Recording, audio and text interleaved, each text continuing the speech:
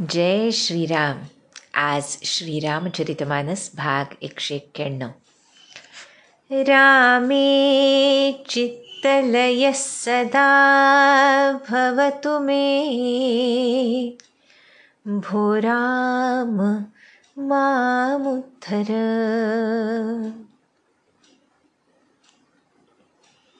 जीवाचा उद्धार आणि चित्ताचा लय हा भक्त भगवंत, गुरु आणि शिष्य यांच्या अनाकलनीय, गाढ, गूढ आणि प्रेमाधिक्यानं ओसंडून वाहणाऱ्या अशा संबंधावर आधारलेला असतो. ज्या वेळेला गुरूंना, भगवंतांना आपल्या भक्ताचा उद्धार केलाच पाहिजे हे ते ठरवतात, हो, ही गोष्ट फक्त त्यांच्या इच्छेवर अवलंबून असते. पण ही इच्छा त्यांच्या मनात निर्माण होणं हे शिष्याच्या अनन्यतेवर, भक्ताच्या अनन्यतेवर, त्याच्या निरतिशय प्रेमावर आणि तितक्याच गाढ आणि गूढ अशा संबंधावर अवलंबून असतं. जगामधल्या सर्व संबंधांचं, नात्यांचं वर्णन करता येईल, पण भक्त भगवंत संबंध म्हणजेच गुरुशिष्य संबंध. गुरु हेच भगवंत आहेत हे ज्या दिवशी शिष्याच्या मनामध्ये प्रकट होतं तो सुदिन, त्या दिवसापासून त्याच्या उद्धाराला सुरुवात झाली असं समजायला हरकत नाही. हे अंतरंगात प्रकट होण्यासाठी गुरुकृपा आणि त्याबरोबरच अनन्य भावानं आपल्या सद्गुरूंना शरण जावं लागतं. त्यावेळेला ते आपलं सत्यस्वरूप शिष्याच्या अंतरंगामध्ये प्रकट करवतात. जगामधल्या प्रत्येक गुरु आणि शिष्य संबंधामध्ये हे नातं असल्याशिवाय तो शिष्य पूर्णत्वाला पोहोचत नाही असं संत सांगतात. किंवा असं म्हणता येईल की त्याच्यासाठी हा प्रवास सुखकर होतो, अतिशय शुद्ध पवित्र असा होतो आणि कोणत्याही बाधेशिवाय होतो. पण त्यासाठी तसं ते नातं डेव्हलप व्हावं लागतं. इथे आम्हाला तुलसीदास जे वर्णन करत आहेत भरत आणि श्रीरामांमधल्या प्रेमाचं, ते त्या नात्याचं अत्युच्च शिखर आहे, आमच्यासाठी आदर्श आहे. भक्त भगवंत संबंध, गुरुशिष्य संबंध कसा असतो, कसा असावा ह्याचा परिपाठ आम्हाला तुलसीदासांनी ह्या संबंधातून घालून दिला आहे. आणि त्या संबंधामध्ये आपण बघितलं की भरतानं आपल्या मनातल्या भावना व्यक्त केल्या आणि त्याची ती व्याकुळता बघून सगळीकडेच एक प्रकारे विषाद पसरला आहे. पण वसिष्ठांनी त्याचं समाधान तर केलंच, पण आता आज रघुनंदन त्याचं समाधान कसं करतात, त्याला काय म्हणतात, ह्याचं अतिशय गोड वर्णन तुलसीदासांनी केलं आहे. ते आपण बघूया. आपण बघितलं की रघुनाथ त्याला योग्य प्रकारानं समजावू लागले. काय तर म्हणाले, तात जाय जिय करहु गलानी, ईस अधीन जीव गति जानी, तिनी कालति भुवन मत मोरे, पुण्यसी लोक तात तर तोरे. उर आनत तुम्ह पर कुटिलाई, जाई लोक परलोक नसाई, दोसु देहि जननी ही जडते, जिन्ह गुर साधु सभा नहीं सेई, मिटिहहि पाप प्रपंच सब, अखिल अमंगल भार, लोक सुजसु पर लोक सुखो, सुमिरत नाम तुम्हार, कहूँ सुभाव सत्य शिव साखी, भरत भूमि रह राउरी राखी, तात कुतरक करहु जनि जाए, बैर प्रेम नहीं दुरई दुराए,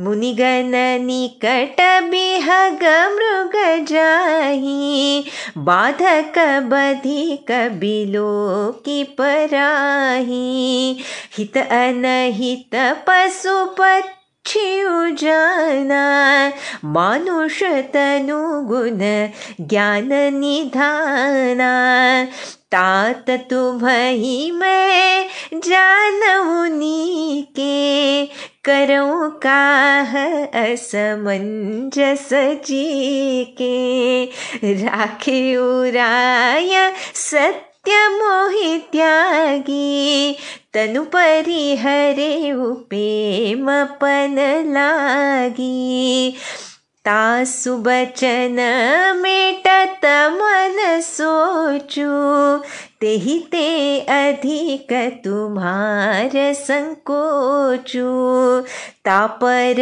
गुर मोहि आय सुदीना, अवसि जो कहु चहु सोई कीन्हा, मनु प्रसन्न करि सकुच तजी, कहु करऊँ सोई आजू, सत्य संध रघुबर बचन, सुनिभा सुखी समाजू.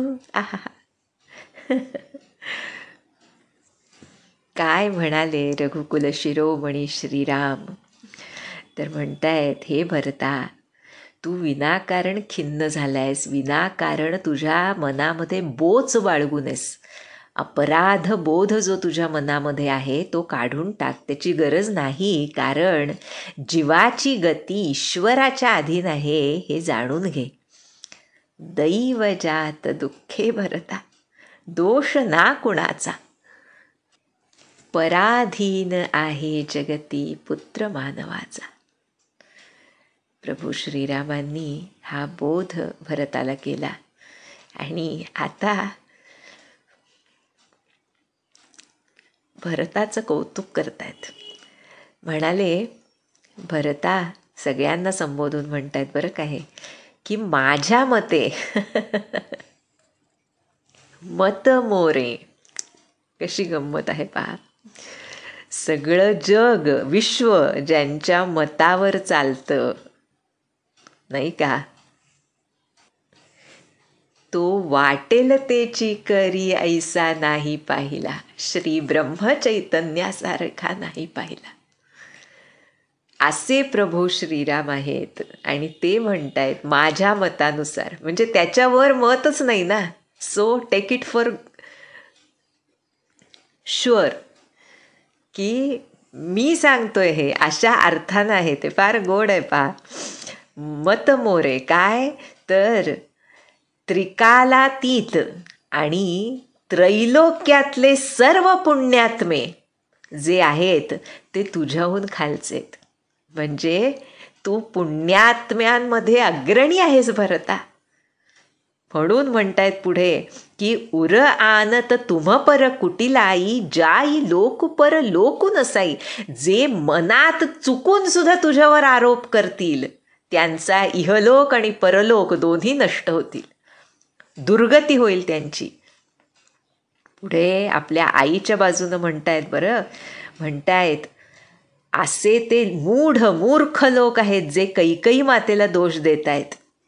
कसे आहेत हे लोक? कैकईला दोष देणारे कसे आहेत सांगितलंय प्रभूंनी प्रत्यक्ष. जिन्ह गुर साधू सभा नाही सेई. ज्यांनी कधीही गुरु आणि साधू सज्जनांचा सत्संग केलेला नाही असे मूर्ख लोकच कैकईला दोष देतील म्हणतात प्रभू श्रीराम. माय कैकई ना दोषी नव्हे दोषितात, राज्य त्याग कानन यात्रा सर्व कर्म जात. खेळ चाललासे माझ्या पूर्व संचिताचा, पराधीन आहे जगती पुत्र मानवाचा, दोष ना कुणाचा. त्यामुळे कैकई मातेला जे दोष देतील त्यांनी कधीही सत्संग केलेला नाही असे मूढ लोक आहेत ते. अरे भरता म्हणतायत पुढे, फार मोठी गोष्ट सांगितली आहे प्रभूंनी. पहा, जी आपण अगोदर बघितली होती की भरताचं महत्त्व काय आहे. तर म्हणतायत, हे भरता तुझं नामस्मरण करता, बरं का, सुमिरत नाम तुम्हारा. भरत ह्या नामोच्चारानं, त्याच्या नामस्मरणानं सर्व पाप, अज्ञान आणि अमंगळ यांच्या राशी नष्ट होतील रे. आणि जो असं करील त्याला या लोकी सुद्धा अतिशय उच्च कीर्ती आणि परलोकी सुख मिळेल. असा तू आहेस भरता, तू का मनामध्ये अपराध बोध बाळगून आहेस. पुढे म्हणतायत, भरता मी माझ्या आराध्य भगवान शंकरांना साक्षी ठेवून खरं सांगतो की ही पृथ्वी तुझ्यावर आधारलेली आहे, तुझ्यावरच त्याचं नामकरण झालेलं आहे जणू. भरत भूमी रह राऊरी राखी. त्यामुळे बाळा, तू विनाकारण दुःखी होऊ नकोस. अरे वैर असो किंवा प्रेम असो, ते लपवलं म्हणून लपत नसतं. पहा बरं, म्हणजे त्यांना हे सांगायचे फार मोठी गोष्ट आहे बरं ही. प्रभूंनी इथं जी सांगितले, प्रत्यक्ष रामांनी सांगितलेली, की प्रेम जे असतं ती अशी झाकून ठेवण्याची गोष्ट असते, जसं भरताचं प्रेम होतं.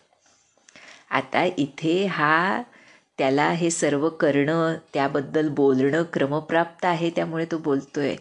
पण आपल्याला भरतानं स्वतः कालच्या भागामध्ये, आधीच्या भागात काय सांगितलं की मी लहानपणापासून फक्त त्यांचं मुखकमल, त्यांचे चरणकमल बघत राहणं, यामध्येच माझं सारं सर्वस्व आहे.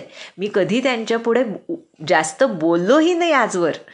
कसा मी बोलू आता माझ्या बंधूंसमोर, माझ्या स्वामींसमोर, असं भरताचं विचारणं आहे. त्यामुळे म्हणतायत प्रभू इथे की तू लपवून ठेवलंस प्रेम तुझं इतके दिवस माझ्यापासून, म्हणजे खऱ्या अर्थानं त्याची वाच्यता केली नाहीस कधी की तुझं काय प्रेम आहे माझ्यावर. कारण काय, भक्ताला अंतरंगात कितीही प्रेम असलं तरी कधीच आपल्या आराध्यावर आपलं प्रेम आहे असं वाटूच शकत नाही. हीच त्या प्रेमाची विशेषता असते. कारण त्याला त्याच्या आराध्याचं प्रेम इतकं अथांग सागरासारखं भासत असतं प्रत्येक क्षणी, की तो वेगळा प्रेम करणारा या दृष्टीनं उरूच शकत नाही. त्यामुळे इथे दोनही गोष्टी फार महत्त्वाच्या आहेत. ह्यावर चिंतन केलं तर खरोखर कसं आम्ही प्रेम केलं पाहिजे, कसं प्रेम खरं केलं पाहिजेपेक्षा सुद्धा कसं प्रेम आमच्या अंतरंगात निपजो अशी प्रार्थना आम्ही सद्गुरूंकडे केली पाहिजे. याचा हा परिपाठ, ह्याचा हा वस्तुपाठ आहे एका दृष्टीनं. की म्हणतायत की असं प्रेम किंवा वैर असो की जे लपून लपत नसतं, ते कधी ना कधी बाहेर येतच. आणि पुढं प्रभू श्रीराम उदाहरण देत आहेत त्याच्यासाठी. काय तर पशुपक्षीसुद्धा भरता ऋषीमुनींच्या जवळ बिनधास्त जातात बरं का. म्हणजे त्यांना ते काही घाबरत नाहीत, नाही का. नाही तर पशुपक्षी आमच्यासारख्यांच्या जवळ येत नाहीत, पण ऋषीमुनींच्या जवळ अगदी सहजपणे जातात, त्यांना त्यांची भीती वाटत नाही. पण शिकाऱ्याला जेव्हा बघतात तेव्हा ते दूर पळून जातात. त्यामुळे पशुपक्षीसुद्धा आपलं हितकारी कोण आहे किंवा शत्रू कोण आहे हे बरोबर जर ओळखतात तर मनुष्य शरीर गुण आणि ज्ञानाचं निधान आहे. माणसाला कळलंच पाहिजे ना आपला जवळचा कोण आणि लांबचा कोण. जर पशुपक्ष्यांना कळतं तर मनुष्य शरीर धारण केलेल्या मला कळणार नाही का? असं प्रभू श्रीराम म्हणतायत आणि म्हणतायत, बाळा अशा रीतीनं मी तुला चांगला ओळखतो रे, पण काय करू, माझ्या मनाची मोठी द्विधा अवस्था झाली आहे. कारण बाबांनी माझा त्याग करून सत्याचं रक्षण केलं आणि माझ्याच प्रेमापोटी शरीर त्याग केला. त्यामुळे त्यांचं वचन खोटं पडू नये असं मला वाटतं. पण तेही ते अधिक तुम्हार संकोचू. त्यांचं वचन खोटं पडू नये तर वाटतंच, पण त्याहीपेक्षा अधिक मला तुझ्याबद्दल संकोच वाटतो की तुझं मन मी कसं मोडू, त्याबद्दल मला जास्त भीड वाटते. आणि अजून त्याहून मोठी गोष्ट अशी आहे भरता की ता पर गुर मोही आयसू दिना, की तुझ्या सांगण्याप्रमाणे तुझं हित होईल असंच वागण्याची आज्ञा मला प्रत्यक्ष गुरुदेवांनी दिली आहे, वसिष्ठांनी दिली आहे. त्यामुळे भरता आता तू जे काही सांगशील त्याप्रमाणेच करावं अशी माझी इच्छा आहे. त्यामुळे तू संकोच सोडून दे आणि प्रसन्न मनानं सांग मला, तू जे सांगशील तेच मी आज करीन. पहा बरं. सत्यसंध रघुबर वचन सुनिभा सुखी समाजू. अशा ह्या सत्यसंध म्हणजे सत्यप्रतिज्ञ अशा रघुवीरांचं वचन ऐकून सर्व समाज सुखावून गेला. आणि आता पुढे पहा बरं. असं म्हणाले श्रीराम की, आणि सगळ्यांना माहिती आहे की भरताच्या मनातली इच्छा काय आहे, की त्यांना परत घेऊन जायचं, हीच भरताच्या मनातली इच्छा, तीच घेऊन तो इथवर आलेला आहे नाही का. त्यामुळे सुरगन सहित सभय सुर राजू सोचही चाहत होन अकाजू बनत उपाहु करत कछु नाही राम सरन सबगे मन माही बहुरी बिचारी परस पर कही रघुपति भगत भगति बस अहि सुधि करी अम्बरीश दुर्वासा भेसुर सुरपति निपट निरासा सहि सुरन बहुकाल विषादा नरहरि किए प्रगट प्रहलादा लगी लगी कान कहि धुनि माथा अब सुर काज भरत के हाथा आन उपाउन देखिय देवा मानत राम सुसेवक सेवा हिय सपेम सुमिर हो सब भरत ही निज गुणशील राम बस करत ही सुनि सुर मत सुर गुर कहिउ भल तुम्हार बड़ भागो सकल सुमंगल मूल जग भरत चरण अनुरागो सीतापति सेवक सेवकाई कामधेनु सय सरिस सुहाई भरत भगति तुम्हारे मन आई तजहु सोचू बिथि बात बनाई देखु देवपति भरत प्रभाऊ सहज सुभाय बिबस रघुराऊ मन थीर करहु देव डरु नाही भरत ही जानी राम परिछाही.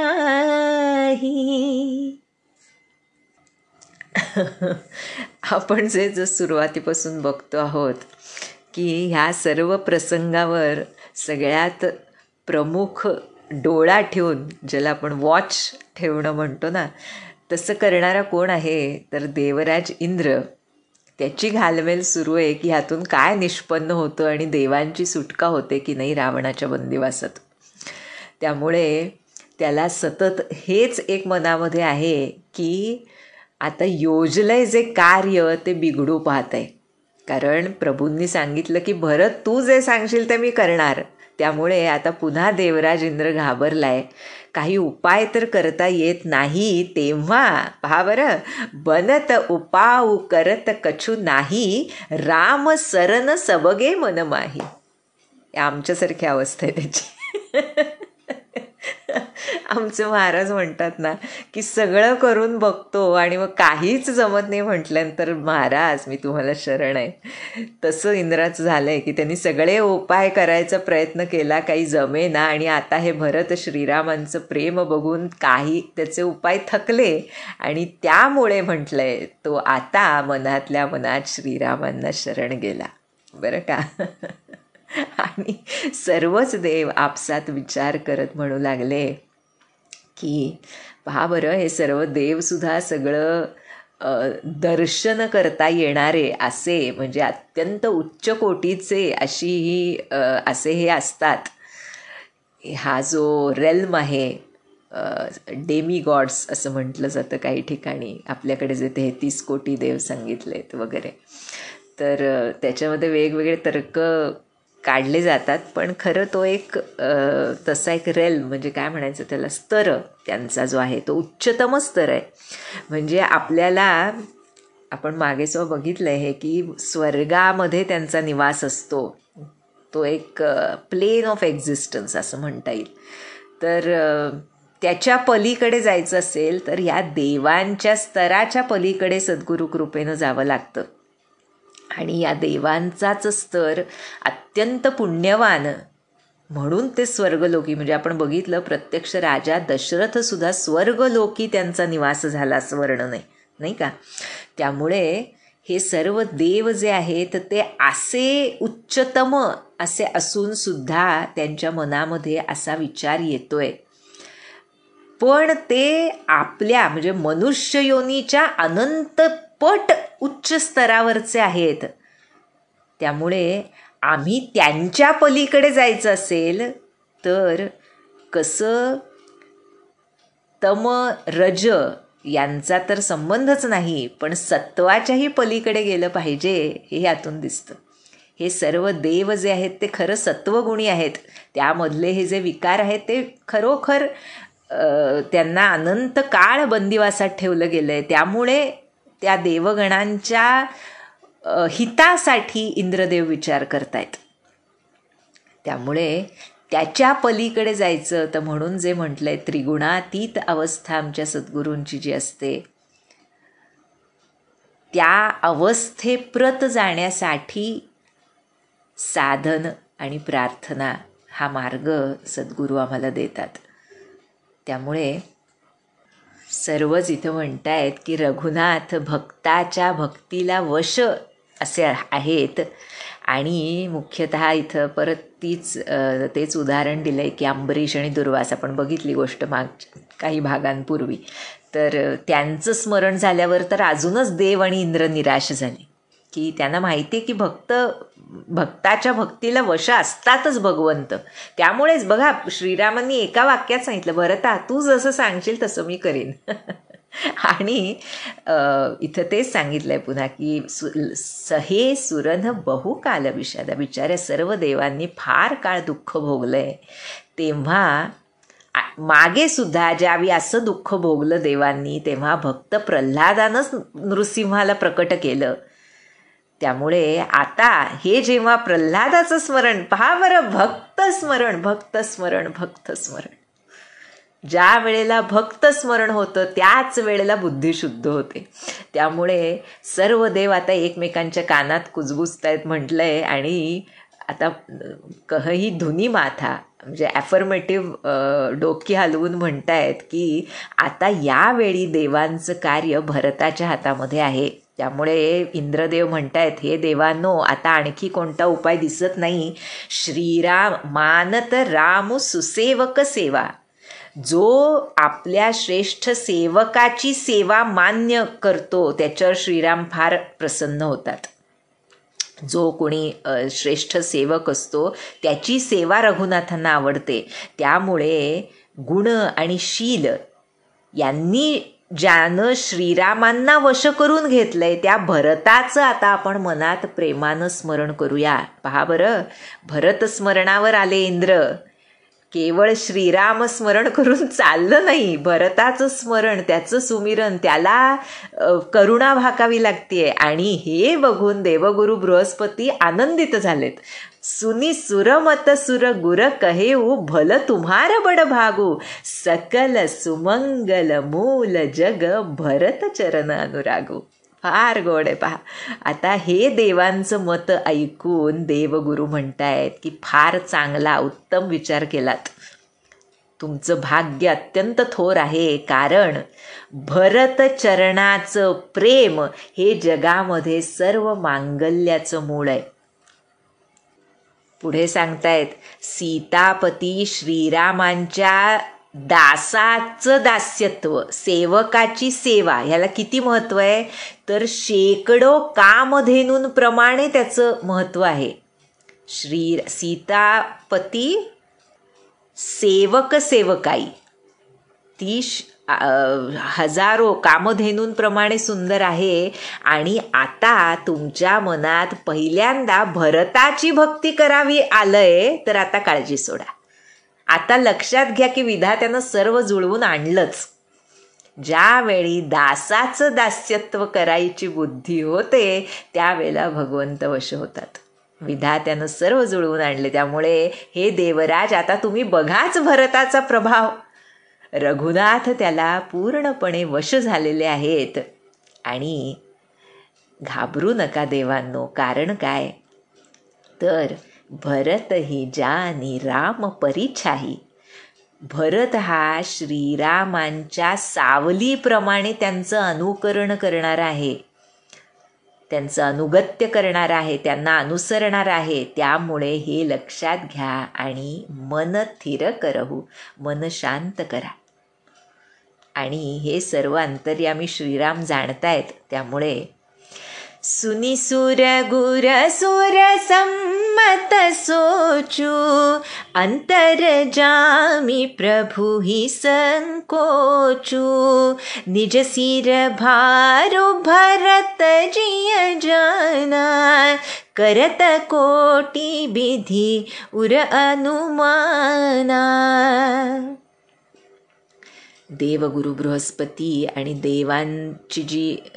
देवांचा जो विचार आहे आणि त्यांची काळजी, ते सर्व ऐकून अंतर्यामी प्रभूंना श्रीरामांना एक प्रकारे संकोच वाटू लागला की देव पाहावरं काय खरंच ना, म्हणजे प्रत्यक्ष परब्रह्म ना हो, पण किती म्हणजे आपण ज्याला करुणा निधान हा शब्द वापरतो, म्हणूनच दया सिंधू हा शब्द वापरतो, त्याची खोली कशी कळू शकेल आमच्यासारख्या सामान्यांना? तर ती कळूच शकत नाही. कारण इथं म्हणतायत की त्यांची काळजी ऐकून श्रीरामांना संकोच वाटू लागला की काय, मी ह्यांच्या देवांसाठी जन्म घेतला पृथ्वीवर आणि आता त्यांचं कार्य, भरताची भीड, पित्याचं वचन पालन, ह्या सगळ्यामध्ये मी काय करावं. अर्थात त्यांना सर्व माहीत आहे, लीला विहारी आहेत प्रभू, पण इथे मानवी रूपामध्ये कसं असलं पाहिजे, कसं प्रत्येकाचं हित बघूनच आमचं मूव्ह ज्याला आपण म्हणतो, our every move should have some benefit toward someone असं म्हटलं जातं. म्हणजे काहीतरी हितकारी असलं पाहिजे, नाही तर करू नका. अगदी आपला विचार, कृती किंवा जे काही बोलणं असेल त्यामध्ये समोरच्याचं काहीतरी चांगलं असं आमच्या मनापासून असेल तरच त्याचा उच्चार करावा, नाही तर करू नये म्हणतात. इथं प्रत्यक्ष प्रभूंना संकोच वाटतोय की आता मी काय करू. आणि भरताला वाटतंय की आता सर्व आपल्याच शिरावर भार आलाय, कारण वसिष्ठांनी तू सांगितलं, श्रीरामही म्हणतायत तू सांग मी तसं करीन. त्यामुळे विविध अनुमान, आता काय करावं असं भरत आपल्या मनामध्ये असा विचार करतोय. आणि जेव्हा विचार केला तेव्हा करी विचारू मन दीन्ही ठिकाण, राम रजायस आपण निकाल, निजपन तजी राखे उपनु मोरा, छोहु स्नेहु कीन्ह नहीं थोरा, कीन्ह अनुग्रह अमित अति, सब विधि सीतानाथ, करी प्रणाम बोले भरतु, जोरी जलज जुग हाथ. अनेक तऱ्हेनं विचार भरताच्या मनात सुरू आहे आणि शेवटी त्यानं ठरवलं की राम रजायसा आपण निका, आपलं कल्याण श्रीरामांच्या आज्ञेमध्ये आहे. त्यांनी स्वतःची प्रतिज्ञा सोडून माझी प्रतिज्ञा राखण्याचं सांगतायत ते. म्हणजे पित्यासाठी वनवासात येणं ही रामांची प्रतिज्ञा होती, पण आता ती पण मोडायला ते तयार आहेत आणि मी जे सांगेन ते करीन म्हणतायत. हे एवढं बोलूनच त्यांनी काही कमी कृपा आणि माझ्यावरचा स्नेह दाखवलेला नाही.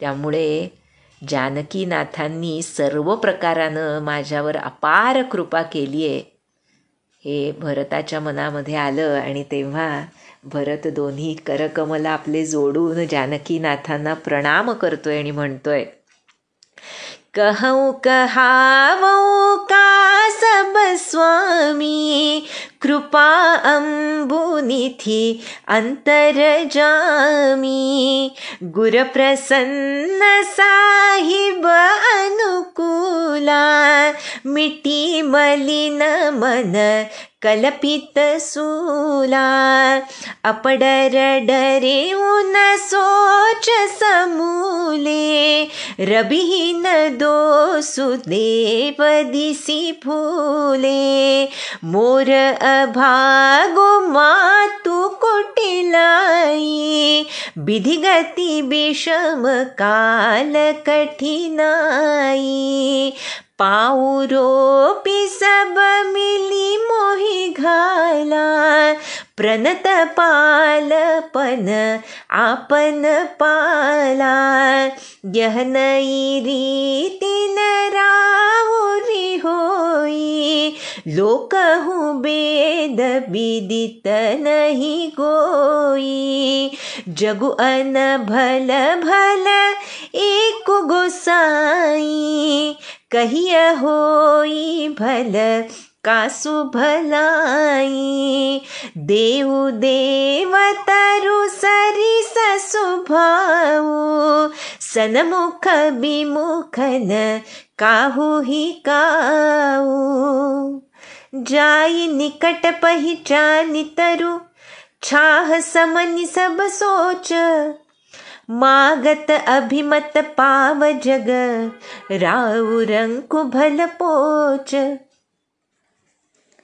लखि सब विधि गुर स्वामी सनेहु, मिटेउ क्षोभु नहीं मन संदेहु, अब करुणा कर कीजिए सोई, जनहित प्रभु चित क्षोभु न होई, जो सेवकु साहिब ही संकोची, निज हित चहई तासुमति पोची, सेवक हित साहिब सेवकाई, करई सकल सुख लोभ बिहाई, स्वार्थु नाथ फिरे सब ही का, किए रजाई कोटि विधिनी का, यह स्वार्थ परमारथ सारू, सकल सुकृत फल सुगति सिंगारू, देव एक बिनती सुनि मोरी, उचित होई तस करब बहोरी तिलक समाजु साजी सबुआना करिय सुफल प्रभु जौ मनुमाना सानुज पठैय मोहि बन कीजिए सब ही सनाथ न तरु फेरियहि बंधु दो नाथ चलऊँ मैं साथ न तरु जाहि बनती न उभाई बहुरी सिय सहित रघुराई जेहि विधि प्रभु प्रसन्न मन होई करुणा सागर कीजिए सोई देव दीन सब मोहिया भारू मोरे नीति न धर्म विचारू कहूँ बचन सब स्वार्थ हेतु रहतन आरत के चित चेतु उतरु दे सुनी स्वामी रजाई सो सेवकु लखी लाज लजाई असमय अवगुण उदधिया गाथु स्वामी स्नेह सराहत साधु अब कृपाल मोहि सोमत भावा सकुच स्वामी मन जाई न पावा प्रभु पद सपथ कहूँ सत्य भाऊ जन मंगल हित एक उपाऊ प्रभु प्रसन्न मन सकुच तजी जो जेहि आय सुदेव सो सिर धरि धरि करहि सबु मिटिहि अनट अवरेव भरत बचन सुनि सोचि सुर हर्षे साधु सराहि सुमन सुर बरषे असमंजस बस अवध निवासी प्रमुदित मन तापस बनवासी चुप ही रहे रघुनाथ संकोची प्रभु गति देखी सभा सब सोची जनक दूत ते ही अवसर आए मुनि वसिष्ठ सुनी बेगी बोलाए करी प्रणाम तिन्ह राम निहारे बेशु देखी भये निपट दुखारे दूतन मुनि बर बूझी बता कहु विदेह भूप कुशलाता। हात जोडून भरत म्हणतोय, हे स्वामी, हे कृपानिधी, हे अंतर्यामी, मी आधी काय सांगू आणि काय म्हणवून घेऊ. माझे गुरु महाराज प्रसन्न आहेत आणि स्वामी मला अनुकूल आहेत हे पाहून माझ्या मलिन मनामधलं कल्पित भय आणि दुःख नष्ट झालंय.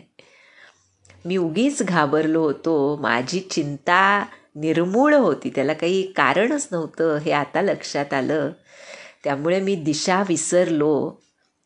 तर यामध्ये सूर्याचा दोष नाही, माझंच दुर्भाग्य, मातेची कुटिलता, विधात्याची वाकडी खेळी, काळाचा कठोरपणा या सर्वांनी पाय रोवून मला नष्ट केलं हो. पण शरणागताचे रक्षक आहात तुम्ही, त्यामुळे शरणागताचं रक्षण मी करतोच ह्या ब्रीदाला अनुसरून तुम्ही मला वाचवलंय. ही काय तुमची नवीन रीत नाही, यह नईन रीतीनं रावरी होई. लोकांमध्ये, वेदांमध्ये हे प्रत्यक्ष प्रकट आहे, कुठं काही लपून राहिलेलं नाही. तुमचं ब्रीद सर्व जग वाईट करणारं असो, पण हे स्वामी केवळ तुम्हीच एक भलं करणारे आहात. मग सांगा बरं की कुणाच्या भलाईमुळे भलं होईल. तुमचा स्वभाव कल्पवृक्षासारखा आहे. तो कुणाला अनुकूल आणि प्रतिकूल असा नसतोच. त्या कल्पवृक्षाला ओळखून जो त्याच्याजवळ जातो त्याची केवळ सावली सुद्धा सर्व चिंता नाहीशी करणारी आहे. पहा बरं, किती मोठी गोष्ट सांगितली आहे भरतानं आम्हाला. सद्गुरू भगवंत अनुकूल प्रतिकूल असतात. कुणाला अनुकूल कुणाला प्रतिकूल असं नसतं. सूर्य जसा कोणत्याही कारणाशिवाय सर्वांना समप्रकाश देतो तसे समदर्शी असतात भगवंत संत. मग काहींवर कमी कृपा, काहींवर जास्त कृपा, असं का? तर इथं त्याचं उत्तर आम्हाला भरत देतोय. त्या कल्पवृक्षाला ओळखावं लागतं. ज्यानं ओळखलं आणि त्याच्याजवळ गेला त्याची केवळ सावली सुद्धा सर्व चिंता हरवून टाकणारी आहे. राजा असो, रंक असो, चांगला असो, वाईट असो, या जगातले लोक त्या वृक्षाजवळच मागतात ते मनोवांछित वस्तू प्राप्त करतात. अशा रीतीनं भरत म्हणतोय की माझे गुरु स्वामी सर्व प्रकारे मला अनुकूल आहे, त्यांचा स्नेह आहे माझ्यावर, हे बघून माझा क्षोभ नाहीसा झाला, कोणता संशय उरला नाही. त्यामुळे हे करुणाकर, आता असं करा ज्यामुळे या दासासाठी म्हणजे माझ्यासाठी प्रभूंच्या मनाला क्षोभ होऊ नये. पहा बरं, आपण बघितलं होतं पहा, साधारण रती, सामंजस्यारती आणि समर्थारती. आणि आपण म्हणलं होतं की भरतासारखे भक्त समर्थारतीमध्ये मोडतात. भरत त्याही पलीकडे आहे, कारण प्रत्यक्ष प्रभू त्याचे भक्त आहेत एका दृष्टीनं. त्यामुळे पण इथे समर्थारती म्हणजे केवळ माझ्या प्रभूंना आनंद व्हावा, त्यांना दुःख होऊ नये, यासाठी भरत सांगतोय तुमच्या मनाला क्षोभ होऊ नये. कारण सांगतोय पुढे की जो दास स्वामीला भीड घालतो आणि आपलं भलं व्हावं असं इच्छितो त्याची बुद्धी नीच होय. पहा बरं, केवढी मोठी. आमच्या महाराजांचं एक वचन आठवलं याच्यावरनं, भगवंताजवळ अट चालत नाही. की अमुक म्हणजेच भीड ना, कुठली भीड घालता येत नाही भगवंताला, त्याच्या पलीकडे आहेत ते. कुणाच्या भिडेला बळी पडणार? ते दाखवतात लीला म्हणून की तुमची भीड आहे मला, केवळ त्यांच्या करुणा निधान स्वभावामुळं. पण दासानं समजून घेतलं पाहिजे ना, म्हणतोय भरत. हे आमच्यासाठी सांगतोय भरत की स्वामीला भीड घालून आपलं भलं व्हावं असं जो इच्छितो त्याची नीच बुद्धी असते. सर्व सुख आणि लोभ सोडून केवळ स्वामींची सेवा करावी, यातच सेवकाचं हित आहे म्हणतोय. पण हे नाथ, तुम्ही परत येण्यामध्ये सर्वांचा स्वार्थ आहे आणि तुमची आज्ञा पाळण्यामध्ये कोट्यवधी प्रकारचं कल्याण आहे सर्वांचं. स्वार्थ आणि परमार्थ यातलं सार आहे हेच, सर्व पुण्यांचं फळ आहे हेच, संबंध शुभ गती ज्या असतात त्यांचा शृंगार आहे हा. कोणता? तुमची आज्ञा पाळण्यामध्ये हे कल्याण आहे. त्यामुळे हे देव असं संबोधन केलं आहे आपल्या श्रेष्ठ बंधूंना की तुम्ही माझी एक विनंती ऐकून घ्या आणि मग जे योग्य असेल ते करा. मी राजतिलकासाठी सर्व सामग्री तयार करून आणली आहे. त्यामुळे जर तुमच्या मनामध्ये असेल तर कृपा करा आणि त्याला सुफळ बनवा. त्या राजतिलकाच्या सामग्रीला म्हणजेच राजतिलक करून घ्या वसिष्ठांकडून. पुढे म्हणतोय, धाकटा भाऊ शत्रुघ्न ह्याच्याबरोबर मला वनात पाठवा आणि तुम्ही अयोध्येला परता सर्वांना सनाथ करा की जिय सबही सनाथा. नाहीतर असं करा, लक्ष्मण आणि शत्रुघ्न या दोघांना पाठवून द्या आणि मला तुमच्याबरोबर येऊ द्या. पहा बरं काय संबंध आहे बघा चार भावांमधला. विचारलं का भरतांनी लक्ष्मणाला शत्रुघ्नाला की तुम्ही तयार आहात का राहायला? सरळ सांगितलं की लक्ष्मण आणि शत्रुघ्न यांना पाठवून द्या आणि मला तुमच्याबरोबर येऊ द्या, किंवा आम्ही तिन्ही भाऊ वनात जाऊ आणि हे रघुनाथ सीता मातेसह आपण अयोध्येला परत जा. अशा रीतीनं हे दयानिधी म्हणतोय की ज्यामुळं आपलं मन प्रसन्न होईल ते आपण करा. हे देवा, सर्व जबाबदारी तुम्ही माझ्यावर टाकली, पण काय आहे माझ्यात म्हणतोय? माझ्यामध्ये ना नीतीचा विचार आहे ना धर्माचा आहे. मी माझ्या स्वार्थासाठी ह्या सर्व गोष्टी तुम्हाला सांगतोय. पहा काय स्वार्थ असतो भक्ताचा. भरताचा स्वार्थ कशामध्ये आहे आणि तो स्वतःला स्वार्थी म्हणून घेतोय. म्हणतोय दुःखी मनुष्याच्या मनामध्ये विवेक राहत नाही. स्वामींची आज्ञा ऐकूनही जो उलट उत्तर देतो अशा सेवकाला बघून लाजेला सुद्धा लाज वाटते. पण काय करू, मी अवगुणांचाच अथांग समुद्र आहे, पण तुम्ही केवळ तुमच्या प्रेमामुळं मला साधू म्हणून कौतुक करताय माझं. हे कृपानिधान. त्यामुळे ज्यामुळं तुमच्या स्वामींच्या मनाला संकोच न होईल, भीड न पडेल, तो विचार मला आवडेल. तुमच्या चरणांची शपथ, मी सत्य सांगतो की जगताच्या कल्याणाचा हाच एक उपाय आहे. त्यामुळे संकोच सोडून प्रसन्न मनानं जी आज्ञा प्रभू श्रीराम देतील ती सर्व लोक शिरोधार्य मानतील आणि त्यानंच सर्व चिंता मिटतील, असं म्हटलंय पुढे. भरताचं हे पवित्र वचन बोलणं ऐकून सर्व देव आनंदित झाले आता आणि उत्तम अशी प्रशंसा करत त्यांनी फुलं उधळली. पण झालं असं की अयोध्यावासी मात्र आता असमंजसमध्ये पडलेत की आता श्रीराम काय सांगतात ते बघूया. पण तपस्वी आणि वनवासी लोक मात्र आता श्रीराम वनामध्येच राहतील ही आशा पल्लवित झाल्यानं मनातनं आनंदलेत. पण आता भिडेमुळे श्रीराम गप्प राहिले की काय बोलावं कळेना आणि प्रभूंचं ते मौन बघून सर्व पुन्हा काळजीत पडलेत. पण त्याच वेळी कोण आलंय? जनक राजांचे दूत तिथे आलेत आणि हे ऐकून वसिष्ठांनी त्या दूतांना त्वरित बोलावणं पाठवलं.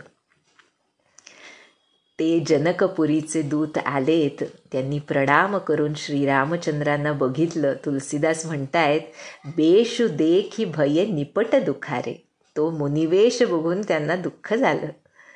जावई आहेत प्रभू श्रीराम जनकपुरीचे. त्या जनकपुरीच्या दूतांना श्रीरामांना अशा वेशात बघून दुःख झालंय.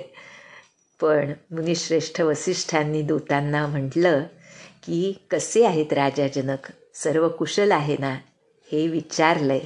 आणि आता ते दूत जनकपुरीची काय बातमी सांगतात, प्रत्यक्ष राजा जनक या ठिकाणी यायला निघाले आहेत हे कसं सांगतात आणि त्यानं सर्वांच्याच मनाला एक हायसं कसं वाटतं ह्याचं सुंदर वर्णन तुलसीदास करतील.